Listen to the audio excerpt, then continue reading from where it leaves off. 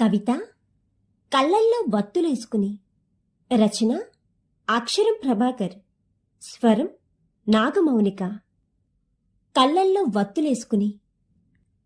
ఒక్క గడియ ఇంట్లో ఇల్లాలు లేకుంటే ఇల్లంతా విశాల శూన్యమై దిగ్భ్రాంతిని కలిగిస్తుంది. శుచి శుభ్రత ఆదమరిచి నిర్లక్ష్యంగా నిదురవుతున్నాయి. మమ్మల్ని వెంటనే ఆదుకోవాలని పరిసరాలన్నీ ధర్నా చేస్తున్నాయి. మానవత్వమా నీ జాడ ఏడని. ఒక్క గడియకే ఓర్చుకోలేక ప్రశ్నల వర్షం కురిపిస్తున్నాయి. తెల్లవారక ముందే ఆమె పాదాలు నా వదనమును తాకనందుకు నేను పొక్కిలైపోతున్నాన్ని వాకిలి పొగిలి పొగిలి ఒకటే క్లుముతుంది. అక్షయ పాత్ర లాంటి వంట పాత్రల ముఖం మీద రుమాలు అడ్డం పెట్టుకుని రోధిస్తున్నాయి.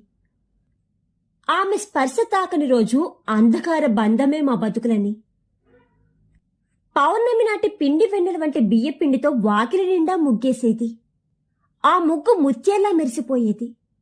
ఆ ముత్యాల కోసం చీమతలుడు ఎక్కడ్నుంచో పరిగెత్తుకుంటూ పిల్లాజళ్లతో వచ్చి పలహారాల వరహాలను పట్టుకెళ్లేవి.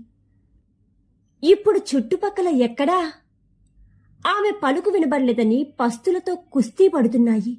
మా విశ్వాస మిత్ర బృందం కళ్ళల్లో వత్తులేసుకుని ఎదురుచూస్తున్నాయి.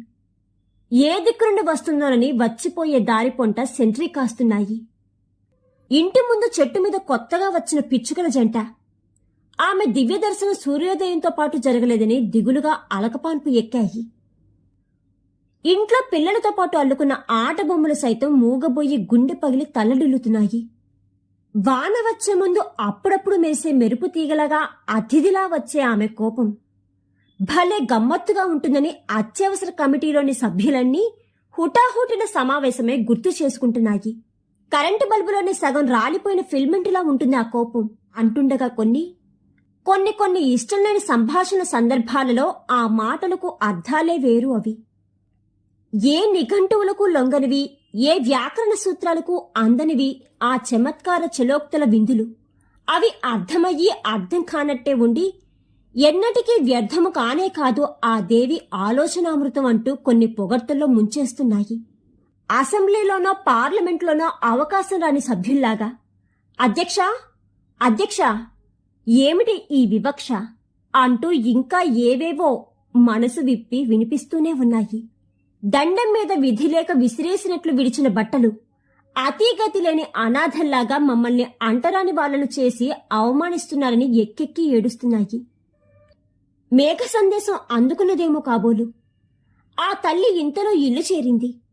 మెల్లగా అంతే ఆనందంలో యాహూ యురేకా అంటూ గంతులేస్తూ కొన్నంత భరోసా వచ్చిందంటూ ఆవేదన చెందినవన్నీ ముచ్చటగా మురిసిపోతున్నాయి. అక్షరం ప్రభాకర్ గారు రచించిన కళ్ళల్లో వత్తులేసుకుని అనే ఈ కవిత మీకు గనుక నచ్చినట్లయితే please like, share and subscribe to our channel.